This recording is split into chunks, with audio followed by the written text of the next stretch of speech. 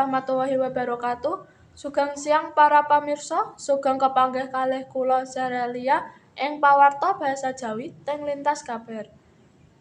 Ya pamirsa, dinten menika tanggal 1 Januari 2023 saged panjenengan pamirsani laporan ingkang sumadyo kangge panjenengan antawisipun banjir ingkang melanda ing daerah Kaligarang.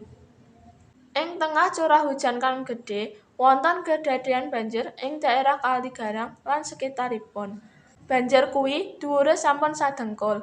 Diduga banjir kasebut disebabake oleh kali kang cethek lan sampah ingkang menumpuk ing ngisor jembatan. Penduduk sekitar pada khawatir amarga dereng pernah banjir lan kondisi rawan keseret banjir ingkang kali ing pinggir dalan boten enten pembatasipun. Sakwise reda udane, banjir sithik-sithik mulai surut. Pamirsa, banjir dapat disebabake oleh alam maupun ulah manungsa.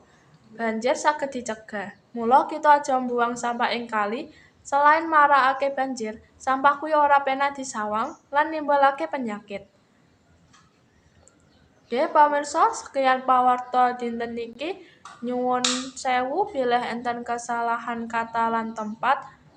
Kula Zaralia pamit undur diri. Terima kasih. Wassalamualaikum warahmatullahi wabarakatuh.